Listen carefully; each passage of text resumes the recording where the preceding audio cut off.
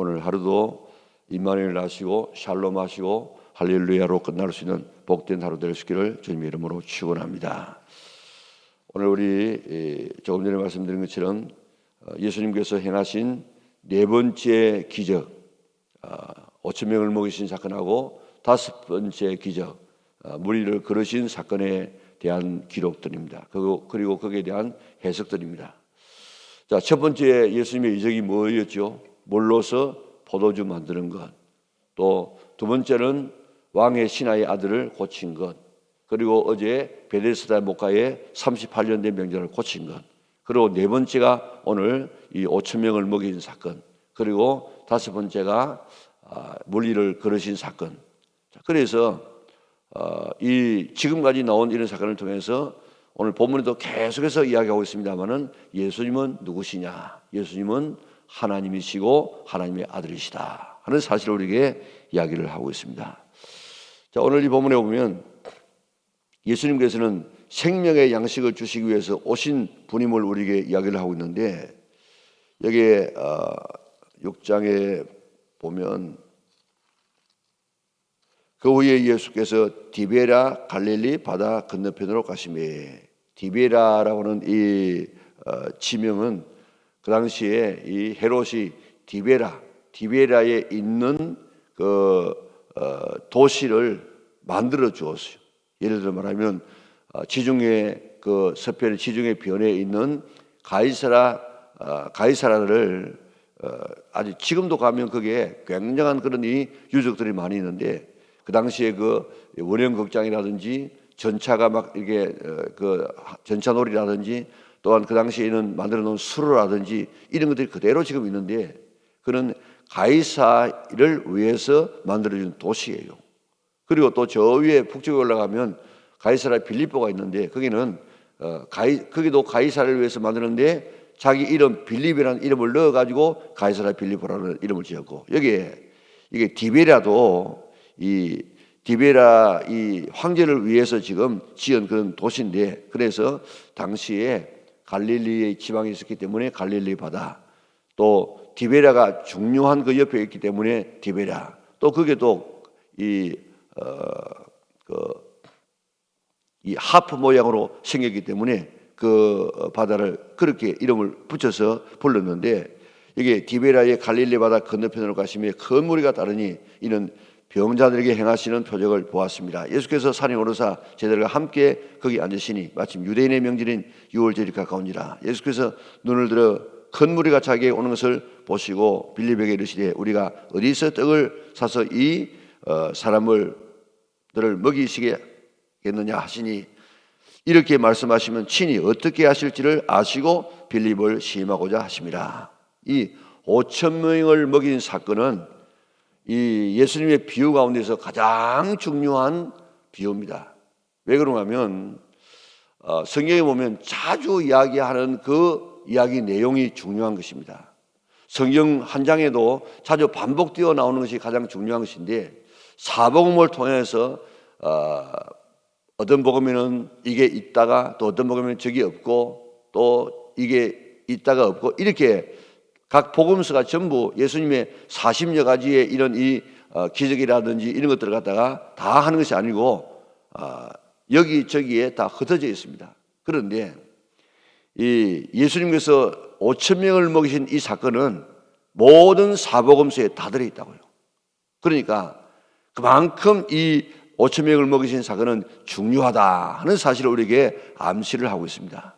그런데 다른 복음에는 보면 말씀을 전하다가 이제 시장기가 되어져서 시장하기 때문에 했는데, 오늘 본문에는 그런 설명은 없고 이제 많은 사람이 예수님에게 몰려오는 모습을 바라보고 빌립에게 우리가 어디서 떡을 사서 이 사람들을 먹이느냐 그렇게 예수님께서 물었는데, 그 빌립을 시험하기 위해서 그랬다 그렇게 말하고 있죠.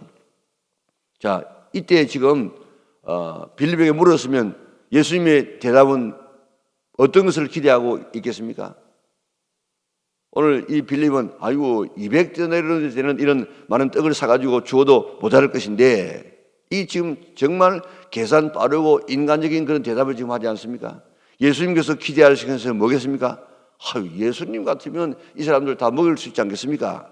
그렇게 돌을 가지고라도 떡을 만들어서 먹일 수 있지 않겠습니까? 예수님, 우리 그렇게 기대합니다. 이런 대답을 해야 될 것인데, 우리가 어떻게 하면 200데나리로 이 해당하는 떡을 사서 먹이겠습니까? 이렇게 지금 이야기하고 있습니다. 다시 말하면 우리의 삶에 이런 문제 저런 문제가 있을 때마다 삶의 모든 문제의 해결자는 예수님이라는 사실을 잊지 않기를 바랍니다.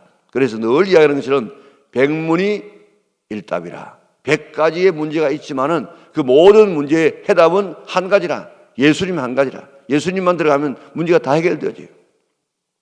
아침에 무슨 쌀 값이 없다, 무슨 교통비가 없다, 핸드폰 값이 없다, 무슨 옷이 낡았다, 애들 용돈 줘야 한다. 다 그렇게 이야기하는데 그 한 가지만 있으면 됩니다. 그런 이야기들은 전부 돈만 있으면 되죠.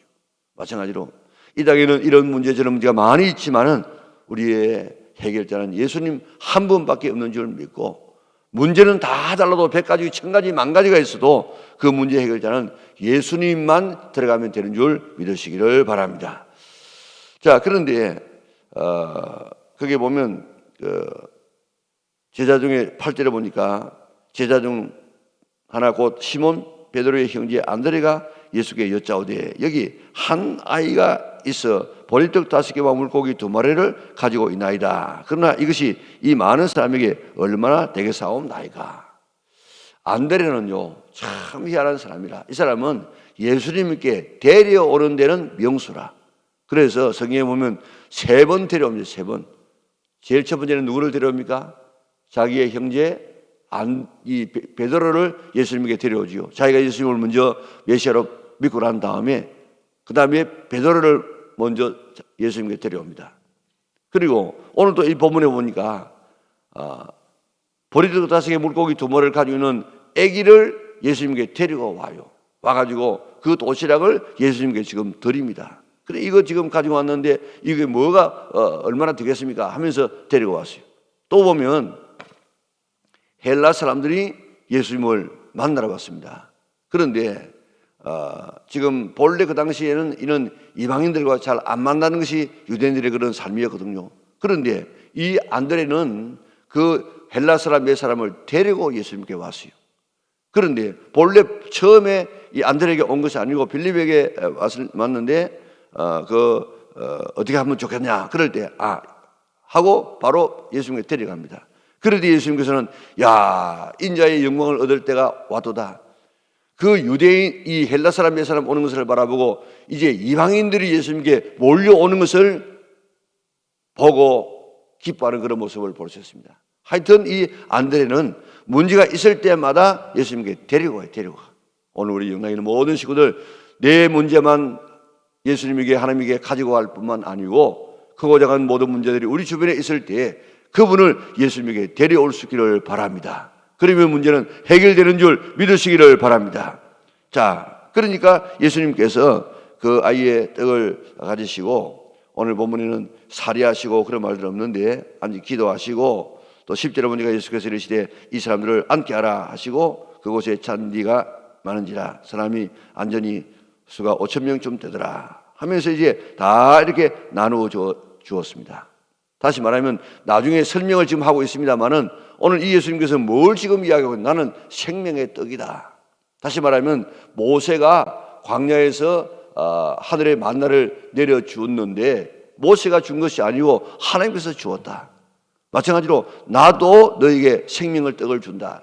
이 예수님께서 이 마태복음에는요, 특별히 마태복음에는 모세 오경하고 이 예수님하고를 자꾸 이렇게 연결시킵니다. 그래서 모세가 지금 이 구원자가 된 것처럼 예수님도 구원자고 모세를 통해서 하늘에 이런 만나가 내렸던 것처럼 이 예수님도 이렇게 만나를 내리신다 하는 사실을 자꾸 그렇게 구약과 지금 연결시켜 나가고 있는데 예수님은 누구시냐? 우리의 생명의 떡이라는 것입니다.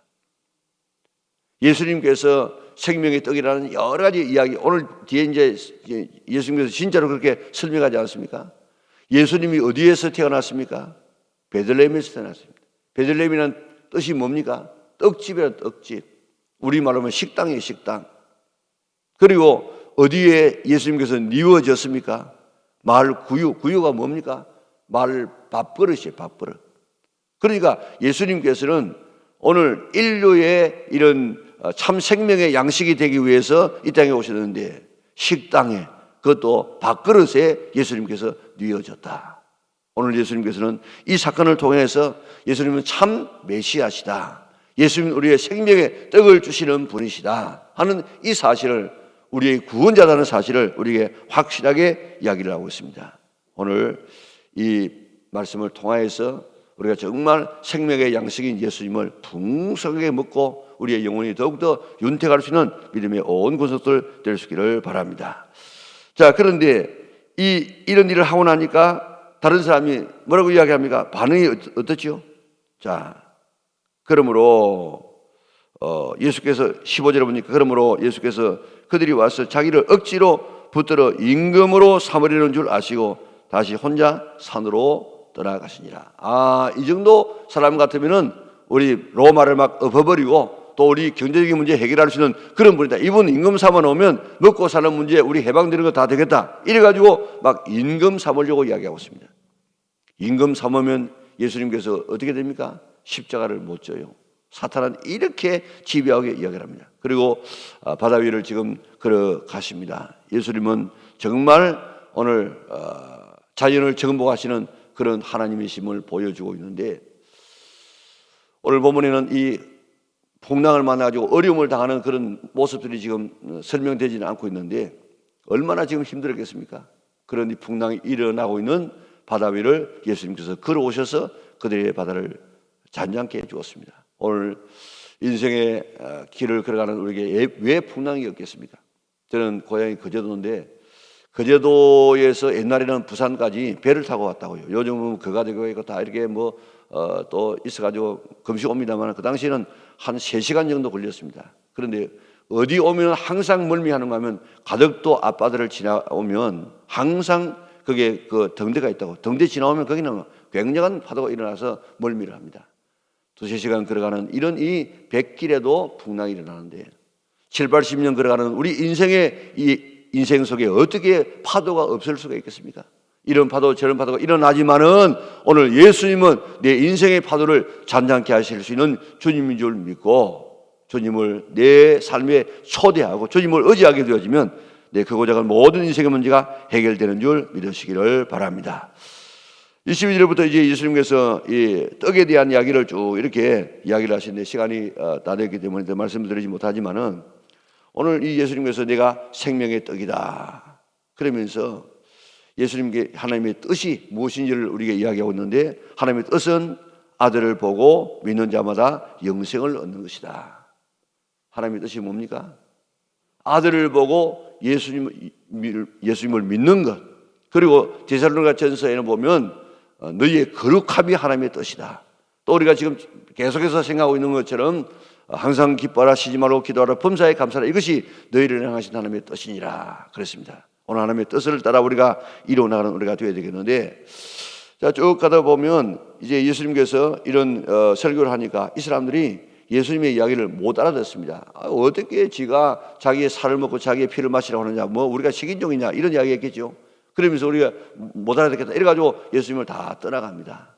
오늘 예수님은 어떤 분이냐? 고난의 메시아로 오시는 것이 성경 전체에 흐르는 것인데 유대인들은 고난의 메시아를 생각지도 않아요. 그래가지고 다 떠나갑니다. 오늘도 우리가 예수님을 따를 때에 전부 어떤 자기의 어떤 목적을 가지고 따라요. 그 당시 예수님을 따르다가 갔던 사람은 전부 먹는 것, 마시는 것, 이런 것, 이 육체적인 이것을 위해서 따라가다가 그것이 안 되지면 예수님을 떠나갔습니다. 오늘 내가 지금 예수님을 믿는 우리는 어떤 예수님을 믿고 있는가? 다 떠나갔을 때에 예수님께서 베드로에게 이야기합니다. 너희들도 가겠느냐? 그럴 때 베드로가 뭐라고 이야기했죠? 영생의 말씀이 주께 있사오니 우리가 누구에게로 가겠습니까? 하면서 고백하고 있습니다. 오늘 우리가 주님을 따르는 이유는 영생을 얻기 위해서 따르는 것이지 다른 세상적인 것을 위해서 따라가지 않는다는 사실을 생각하고 내 마음에 좀 맞으면 따라가고 안 그러면 버리는 이런 신앙 우리가 갖지 않아야 될 줄 믿습니다.